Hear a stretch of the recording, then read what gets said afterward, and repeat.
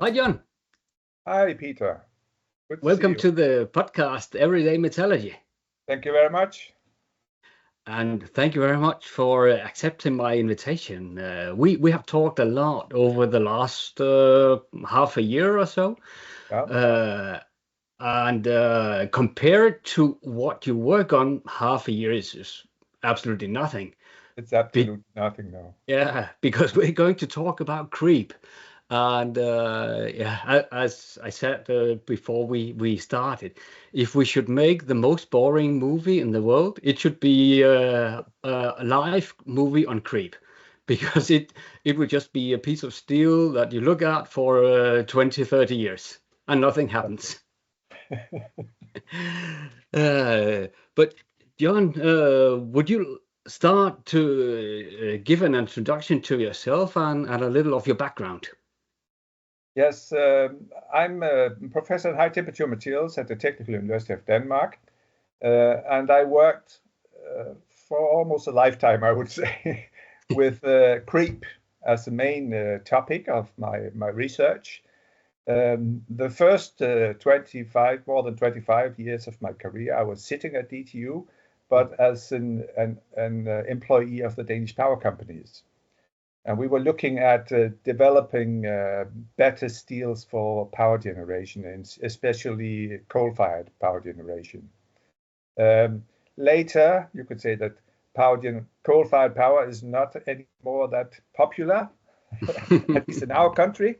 Yeah. And that meant that the power companies were no longer interested in pursuing this part of the research. So I left the power companies in 2013 and joined full-time Technical University as a professor in high temperature materials. And since then, I've continued the work on creep here at DTU. And we have now also expanded into other areas than coal firing, including at first biomass firing, and now also nuclear, where we hope that creep will actually move into the future. Yeah.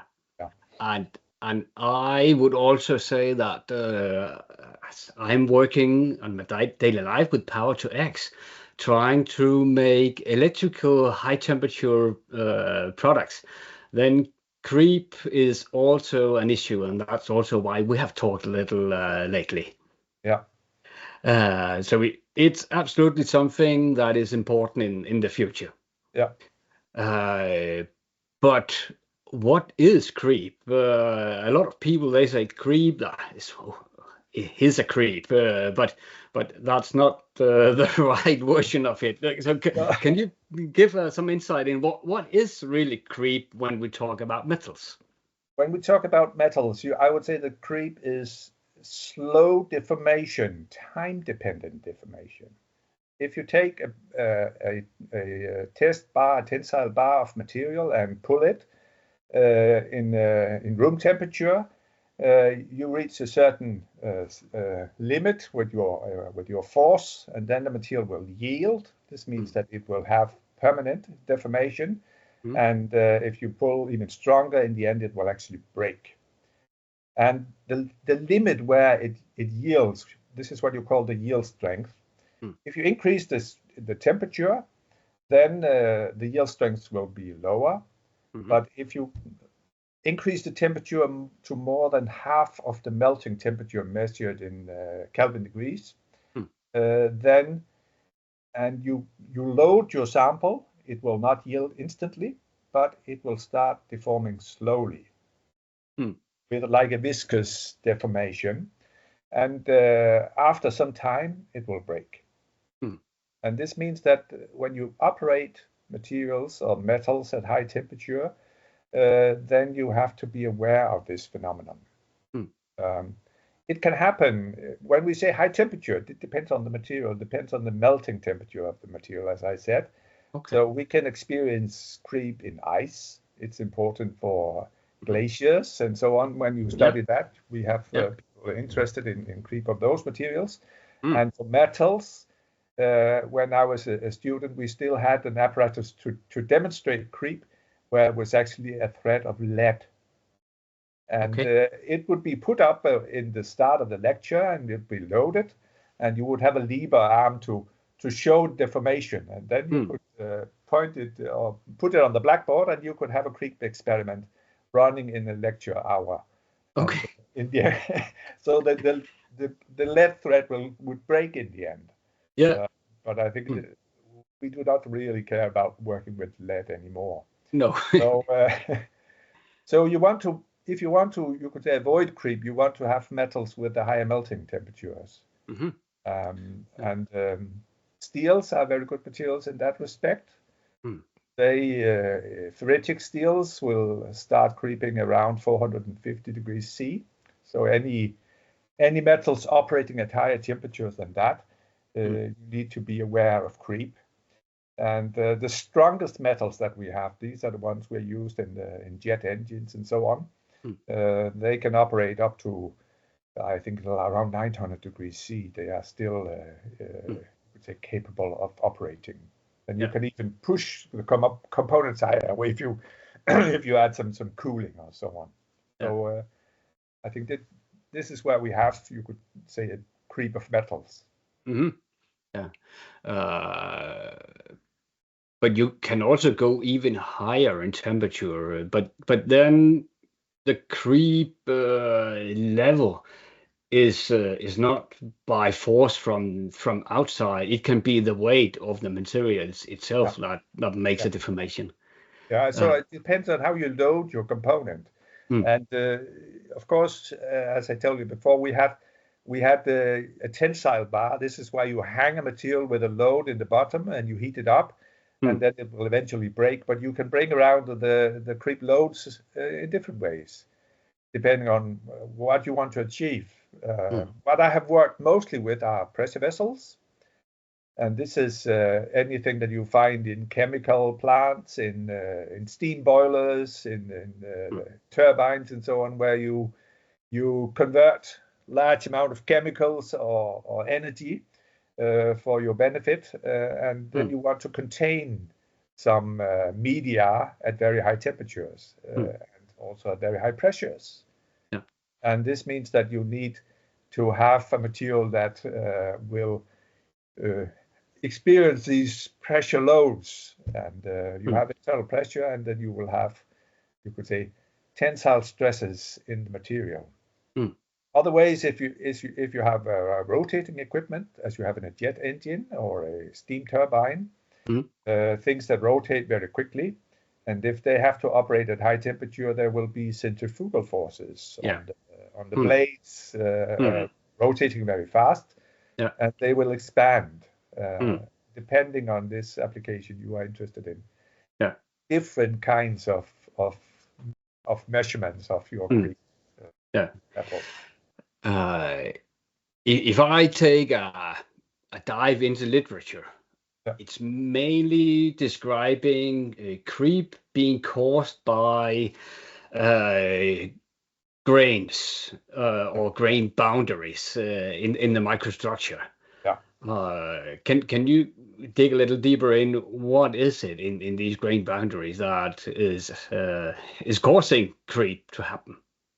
So it depends a little bit on the type of material that you have. I think the thing that you refer to is mainly, you could say, in the very high end of the temperature range of creep. And this is where we have the metal crystals. They consist of, you could say, very well arranged metal, what we call the lattices, where we have all of the metal atoms are ordered in lattices, and those are what we call grains. Those are single crystals, and where they meet each other, we have grain boundaries, but they can actually slide. So if we have two grain boundaries, they can slide like this, and this will lead to deformation in the material. This is important in the very high end of the temperature range, where we use, for instance, the gas turbine components. The nickel-based material. Like that. The nickel-based materials, the what we call the super alloys, nickel or cobalt-based materials. And for those, the strategy to avoid creep, one strategy to avoid creep has been to get rid of the grain boundaries, so that you can get grain boundaries that are elongated all the way from the bottom to the top of your single crystal, or if you use a special solidification technique where you can select the crystals and eliminate the grain boundaries, then you can actually achieve one single crystal of your metal, where all the atoms are ordered in along a single direction. And then you can avoid the grain boundary sliding. If we talk about other materials, I would say that in steels, the most prevailing deformation mechanism is the dislocation slide. So dislocation creep. We have single crystals in steels. We would have grain boundaries, but also inside the crystals, we will have a large amount of dislocations, which are line defects in the metal. And the plastic deformation happens when these line defects move through the material. I don't know if you have touched upon this in previous tasks. Probably you would have. And for those materials, the strategy would be to put particles into the material that would prevent the dislocations from sliding through the material. If those particles are stable, then you can achieve a very high creep strength. And particles, they are not really visible. They are submicrons, or they are what submicron, maybe even atomic size. I think this is where we are at the present time. We are looking at more or less maybe atomic size. One of the ideas that we have just now on how some key elements actually work in creep. And what are they made of? Is that the titanium carbide, or I think there are different strategies. So certainly in steels, carbides, because carbides are hard particles in the steel. So you would add some carbide, and you would add some elements that are easily forming carbides, and are forming carbides that precipitate as very, very fine particles in the steel, and also that are, you could say, resistant to temperature. Because the carbides and the particles in the steel, they will grow when you expose them to high temperature. Because the metals, you could say, at a high temperature, they are not fixed. The atoms are not fixed. They are moving by diffusion processes. And the larger particles will swallow smaller particles, similar to what you can observe in you are cooking spaghetti and you add some olive oil and then you stir, and you have a lot of droplets. You will see that they collect in one droplet, and this is what is actually also happening in the steels. So niobium carbide are extremely stable, so they could be candidate for that. It depends a lot on, certainly in the austenite steel types, niobium carbide are used. The ones that I have worked with, actually the ferrite steels, there where we have vanadium, I think, is the most potent because it's in size, it's very close to the iron atom, and this means that you can form what we call coherent precipitates, which are almost on the atomic size, and those are extremely efficient to stop the dislocation slide. It was new for me that all material can have creep. I thought it was something like in fatigue, where if you take aluminium, there are no fatigue limit. But you have that for steel, but you don't have materials that are better. It's only a matter of the melting point. It's a matter of the melting point, and I think that in principle all materials can creep. You have to have the reason why metals are very interesting for creep is that they have ductility. This means that we can deform metals before they break. They are not the strongest materials against creep. Those are, you could say, ceramic materials. You can make some ceramic materials that are stronger in creep than metals. But they do not have the ductility. They are not able to deform a lot before they break. And it's a kind of the same with refractory metals. They have the temperature, but they don't have the ductility. Oh, and this is extremely important, especially for the pressure vessels, because the pressure vessels, you have some media inside. For me, it was mainly steam because we were making steam engines and steam boilers and so on. And what you want to achieve is that you get a controlled release of your pressure if there is some kind of defect in your metal, so that there will be a leakage of the steam turbine, of the steam tube or pressure vessel. It's very important that it has a leak so that you can release the pressure under reasonably well-controlled situations. Because if you have the ceramic materials and you're not able to have, you could say, some toughness where you can deform the material on the well-controlled, then it will be a catastrophic failure. Where an explosion. Explosion, where you will have materials flying in around, harming people. So when creep is such a long-term process, how do you measure it? Do you have methods where you can speed it up? I worked a lot with corrosion measuring, and corrosion is also sometime over years, but we can accelerate it. Do you have the same with creep? Can you accelerate and transfer what you can measure in a week to many years? I think that I'm trying to share my screen now. Yep. Here's how you measure creep. Sorry about the interruption. I think we discussed also before, we need ductile materials. This is an example of how you measure creep. You have a tensile bar of material, you have a furnace, and you have you could say a loading system. So you heat up the metal to the desired temperature, and the trick is to keep this temperature for the whole period of your test. Then you release the load, and then you wait until it breaks. And you can also, you could say, measure the elongation of the creep. And this is how it's done here. And you can see when you record the elongation, here you have the example of a high temperature steel that we were developing for 600 degrees C that was interesting here. And you can see here, this is the measured elongation in percentage. So you load your sample, and in this case, you wait for like more than 30,000 hours, which is more than 3 years. And you can see that we have a slow elongation, and then in the end we see some accelerated creep, and then in the end the specimen breaks. And what we're interested to know is that is actually the time to rupture. If you have a load and the temperature, if you increase the load, the time to rupture will be shorter. And if you decrease the load, it will be hopefully longer. It will be longer. Then you're also interested in the time to 1% elongation. Okay.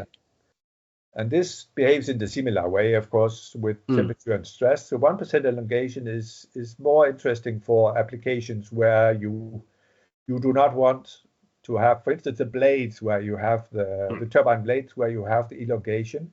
You do not want to have them touching the shell of the turbine.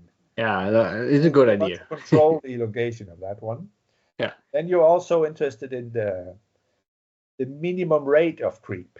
So how much deformation do you achieve for 1 hour? Because we have more or less a constant elongation here over most of the lifetime of the specimen.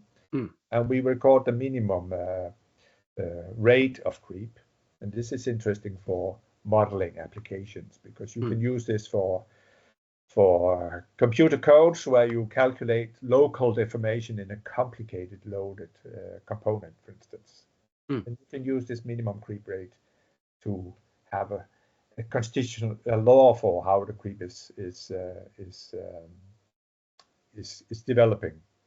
Then we also record the elongation at rupture, and it has to have a certain amount, a certain level, hopefully more than 10%, at least more than 5%, before we say that the material is is ductile, and also we record the reduction of area because we have a necking also of the specimen.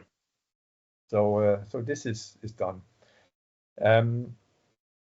What we say is, I think I will go to the next. This we can jump. This is how we record. Yeah. You have to do this. Each of these experiments until rupture, you have to do for a large amount of test pieces before you can say that we have qualified the material for use in pressure vessels or in some kind of machines. Because certainly in the pressure vessels, there is a risk for people's lives. People have to walk around near these pressure vessels, and we have to be sure that they do not leak or explode. Yeah. So we have to qualify the material. And this takes a long time because we need to know the stress that causes rupture after 100,000 hours, which is roughly 8 years or 10 years. Yeah. This is the stress we want to know. And to do that, we have to test for like 30,000 hours. Because we can accelerate the creep, as you can see here, but we cannot be sure that nothing unexpected will happen.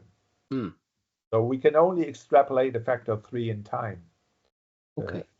Meaning that if you want to have the 100,000 hours, you have to test for at least 3 to 4 years. And if we want to have the 200,000 hours that we would very much like to have, then it's like 8 years of testing that we have to achieve before a new material is qualified. And then you also have to be aware that it's not a single material, it's an alloy. So this steel is consisting of several elements. Yeah.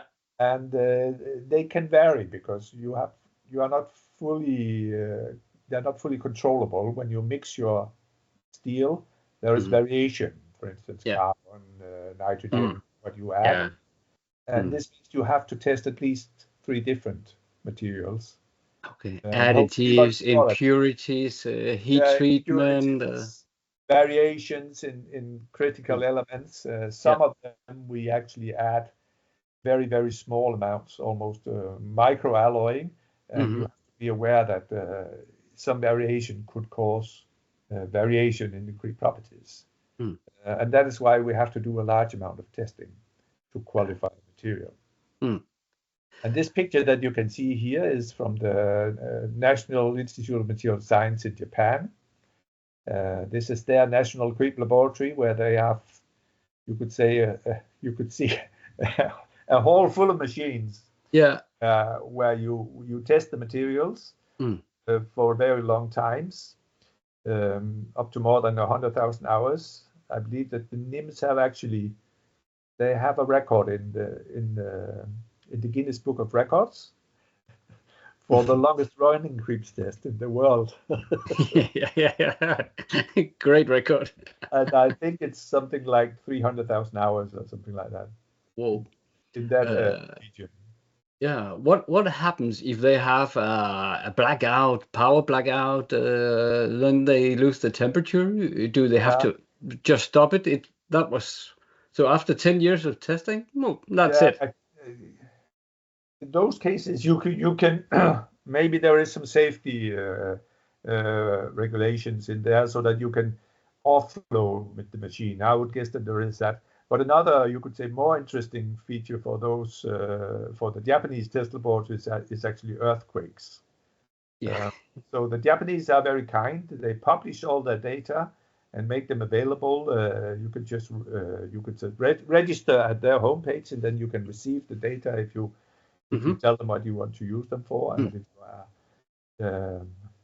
if you're kind enough to mention them when you publish information about how you have used their data. But they actually give it public. But in some of their records, it says that yes, we had to take this down because of an earthquake. Oh, yeah. So over decades of testing, an earthquake is actually it's a phenomenon that you have to take into account in Japan, and those you could say movements of the machines during an earthquake. That means that it's no longer a valid test.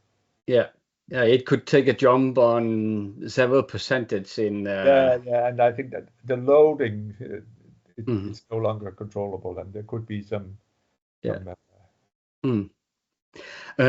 So, John, this means that today there are a lot of discussions about new materials, the ODS, oxygen dispersive strengthened materials, the new Boring glass, the high entropy alloys. There are also people talking about that to be the future material for applications like these, but they haven't even started testing yet.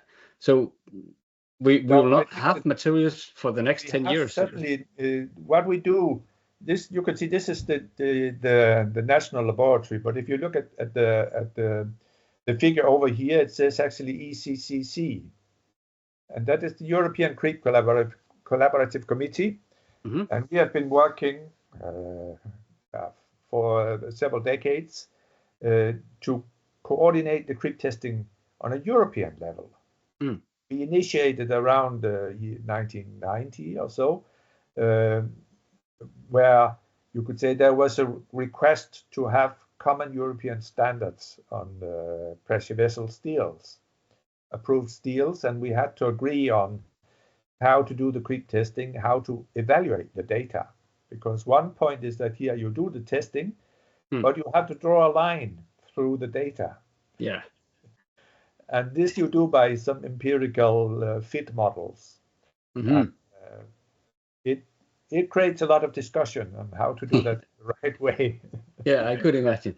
And certainly when there was the traditional of the French and the British and the German way to do it and their national standards, it was quite a struggle to, you could say, reach a common understanding on how to do it. And I think we are still having some of these discussions ongoing. Yeah. But this means that it's a limited amount of materials that we have where you publish strength values for the materials. And we have been looking mainly on the materials for the boilers and the steam turbines. There's been also work on some materials for gas turbines, but I think this is more, you could say, proprietary to the owners of the machines, because the pressure vessels and the machines, this is two different things when you look at approved materials. Yeah. We are now seeing again some nuclear materials coming in. Maybe some materials for fusion is a little bit fusion energy. Some of the alloys are actually similar to what we have seen from the boiler materials.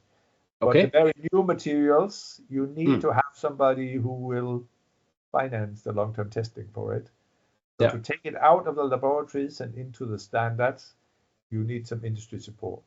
Certainly. And I'm not sure if it's there yet for, say, some of the more fancy alloys. So the ODS has been on the table for, I'd say, 10 years maybe. Yeah.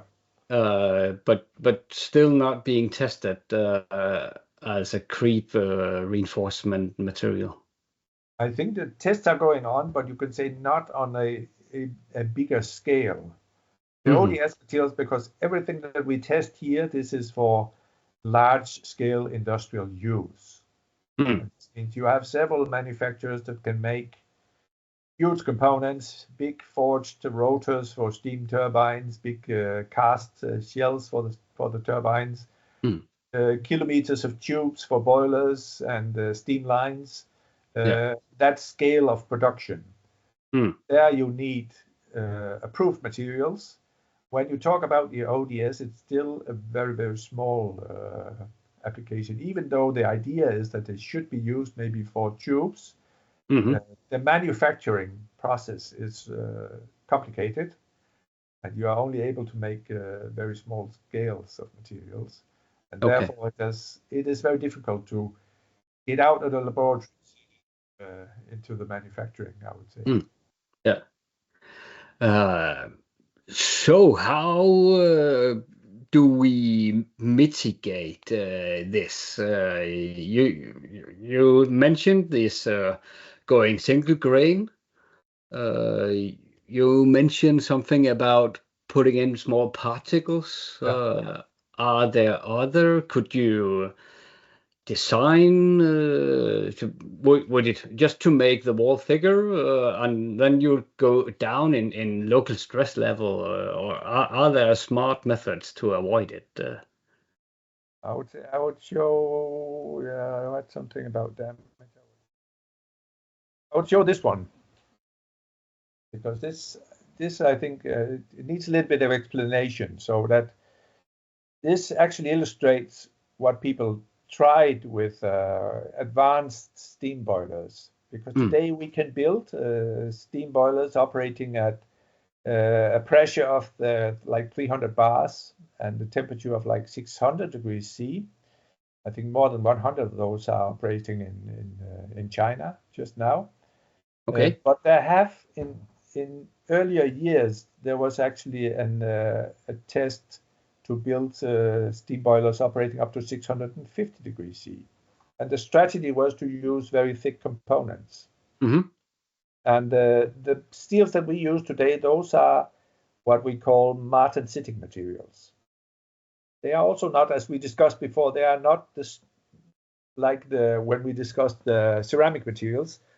The martensitic materials are not the strongest steels available. Mm, So actually austenitic steels, which are higher in chromium, that they are actually stronger. So you can see here an example, the mm, green curve here. This is the creep strength or the creep rupture strength of the material at yeah. this temperature. And you can see Mm, the green curve has the highest creep strength. mm. This is actually the austenitic steel that was used to build this component. And you can see Okay, this it looks very, like very thick core. almost standard 316 material. Yeah, something like that. It Mm, is the strongest steel, yeah. uh, but it's an austenitic material, and this means that the yield strength is low, Hmm. and also the linear expansion is high. Oh. So this means that it's sensitive to thermal stresses, Mm, what we call thermal fatigue. So if you have a cyclic loading of your component, then this material will not survive. And you can see the ah, example here of this very thick wall component. yeah. And if you heat it up, you have a very high, or the metal is very hot, Mm, and you admit some cold steam into it or colder steam into it, then it will subtract on the inside, and this resulted actually in cracking. So, ah, and this is because of thermal fatigue. So you yeah. want to have a material where you have a combination Mm, of good fatigue strength and good creep strength. mm, And these were the ferritic materials where we have been working a yeah. lot. Mm. So Um, it's not that easy. it's Uh, not easy, and it's not only creep, I would say, mm, but what we achieved with the ferritic materials, I can illustrate here. mm, So this is the development that took place over like decades. Um, when I entered the business like 40 years ago, we were building the power plants at temperatures around 540 degrees C. mm. And just by improving the materials, we could move the strength of the materials so that today we can build the boilers up to 600 degrees C. And Yeah. this was And achieved by, you could say, a doubling of the creep strength twice. yeah. Mm. Um, What does that mean for the efficiency of such a power plant? so when we entered here, the efficiency was between 30 and 40%. And the best power plants that we can build today is like 45 to 47%. So it's 10 percentage points, meaning It's a lot. 20% less CO2 emissions. Yeah. So it was quite substantial. Yeah. It's a lot. It's a lot. Mm, And the way it was achieved was mainly by microalloying. We discussed, I think, before these fine particles in the material, and you can see here we added vanadium, a combination of vanadium, niobium, and instead of using carbides, we also use nitrides. They're actually more stable. And also in the very newest alloys, we also added boron. Yeah, I saw that, and I would like to put this dirty question: why boron? What does it do? Because I don't understand it.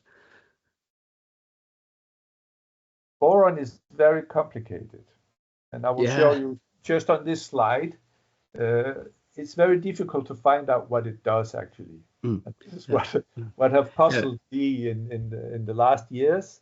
The only way we can find it, this slide is a bigger one that illustrates, you could say, the type of research and development that we're trying to do to understand the materials in detail. We look into, as we spoke about, very fine particles in the material. We look for those using electron microscopes. This is a transmission electron microscope where we can see through a thin foil of the material, and we can see particles. We can see the dislocation lines that we were discussing before. Those are the ones sliding through the material. And if we look very carefully, we can also see very fine particles inside the material. Here's an example of a very fine particles where we have a transformation going on inside the particle on the atomic level. Yeah. Here. Yeah. Wow. And you can see two layers of atoms here. Where ordering is taking place inside the crystal. What we want to do to find boron in material is to pull out a small needle sample. Here you can see a needle taken out of the material. And the scale here is like 300 nanometers. And then we take this needle and we evaporate it with a laser pulse. And we catch the single atoms. And then we reconstruct the needle. And then we can see where do the individual atoms sit. And this is one of the good ways to find actually boron. Yeah. See that boron is mainly sitting on boundaries. In steel. Yeah. The reason why I was confused with boron is that in powder metallurgy, boron is added to lower the temperature, the melting point. Yeah. So it's typically, if you want to make a liquid phase sintering, you add boron. Yeah. So when I saw that boron was added here, it was counterintuitive because you just said we need a high melting point to have a high creep. So that was why I was so confused. Yeah, but I will just show you this one because this is where we are. And I would like to point out here that you can see that boron is added in very small amounts. Yeah. It's almost homeopathic. Yeah. But we can still find the boron atoms, not like in homeopathy where you have this kind of medicine where there's actually no atoms inside your liquid. But here we can find the individual atoms, and we have some ideas that they are actually shielding the nitrogen, because boron and nitrogen are also used in steel metallurgy because they combine easily. And boron and nitrogen and carbon are the very small atoms that move around in the steel also very easily. So there is a dynamic effect where boron and nitrogen is working together in the manufacturing process, but then in the creep process, the nitrogen is released and combines with vanadium. So I think that this is the ideas that we are working on now, and I think I have one last slide just to illustrate what we believe is going on. So that boron interacts with nitrogen and actually allows nitrogen to interact with vanadium, and sits inside the crystal on dislocations and slowly forms very fine crystals in the material. It's a rather complicated process over here, but the interesting thing is that you can add a very small amount of boron and you can achieve immense strengthening increases Yeah. with that. Mm. I think this is where we are with, you could say, with creep-resistant steels and trying to push them forward. Yeah. It looks like this is incremental improvements going on now. So do you think that we have reached the peak, or will there be new solutions, new materials found that could push it further in the future? I think for the ferritic type of steels, we are probably at a limitation, but it depends on the application that you want to push it. As I told you before, there were trials to go from the ferritic type steels to the austenitic type steels, and this could maybe take us to 650 degrees C steam temperatures. We also had ideas to actually use nickel-based alloys and go all the way up to 700 degrees C steam temperatures. But I think the challenge was that I will stop sharing now. It works, yeah. The challenge is that, or our situation was that when I was working, there was a pull from industry. People were wanting to build new coal-fired power stations. They do not want to do that today. So creep, we have lost interest in creep to some extent. Yeah. But I see a possibility that it will come back because we see a renewed interest in nuclear power. Nuclear has not been, you could say, haunted by creep because most of the nuclear power plants, or all of the nuclear power plants in operation today, are working at steam temperatures of 300 degrees C. Okay, but looking that's pretty into the low. future, they are talking about generation 4 nuclear power plants. Yeah. And there are advantages of going to much higher temperatures in the nuclear, not least because you have the possibility to make hydrogen with a thermal process. Yeah. There you need to go to very high temperatures, and then creep will again be interesting. Yeah. Yeah, I saw that in fourth generation they work with molten salt or molten lead reactors, and there they can easily deliver temperatures above 600 degrees. Yeah. So that will push it. For some direct heat applications, for instance, or hydrogen, and it's also interesting for electricity production, and then we can again use you could say the advanced steam cycles that we have developed, and maybe even the interest to go further in temperatures. Yeah. Be interesting.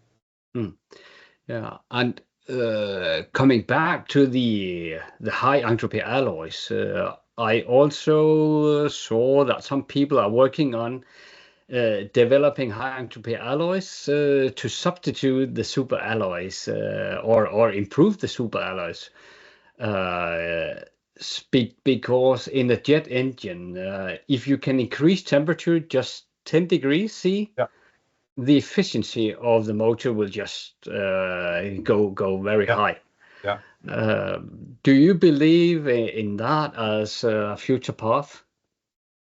It's certainly possible that if you can have very high melting temperature materials there, but I think that the development in the gas turbines has also been, you have reached some kind of limitations for the metals, improving the strength of the metals. So I think that where we have seen also the big improvements in efficiency is actually to minimize losses. And one place where you have where metallurgy has also played a role is in the combustion chamber of a gas turbine, because today you do not make those by traditional manufacturing. You use the metal printing.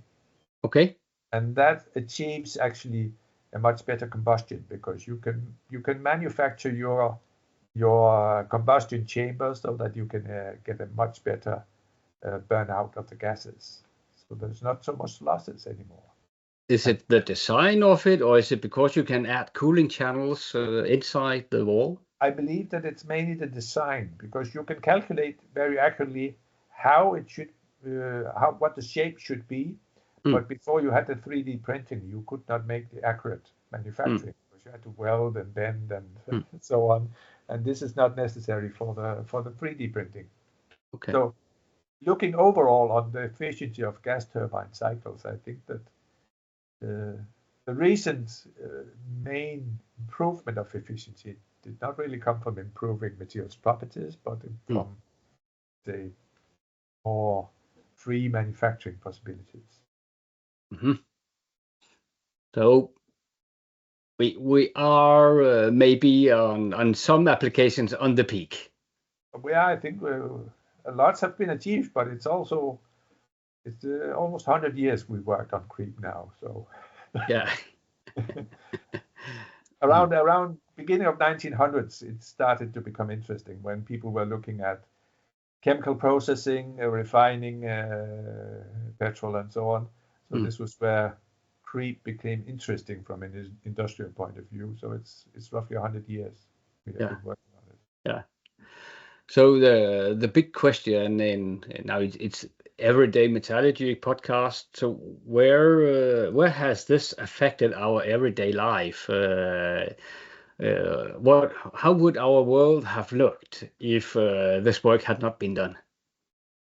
Well, I think that certainly for creep, we have much more efficient aeroplanes. We have much more efficient power plants, and less pollution, more reliable boilers and pressure vessels, chemical plants.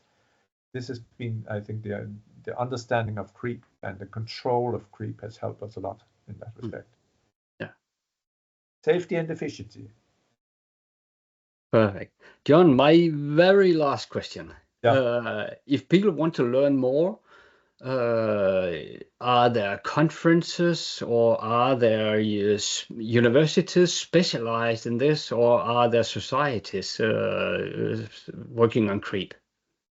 Yeah, we have this European creep committee. We are mostly working on the data evaluation, but every 3 years we have a creep conference.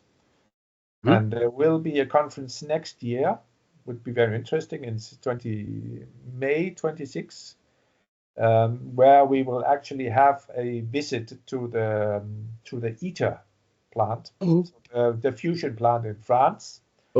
It's a possibility. Maybe I can send you a link that you could put at the end of the presentation. Yes, I'll share it in the notes on below the podcast. Yeah, that'll be great. Thank you. I will immediately send it after this.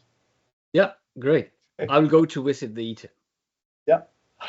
It's on my list of things to do. Very good. We have an interesting conference with many good presentations, I'm sure. Wonderful.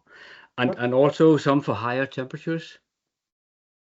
Yeah, I think that there's no limitations on creep, but I think that mostly we are in the steels and the applications, but the very high temperatures, I don't really. We haven't seen the full program yet. We just opened the call for papers.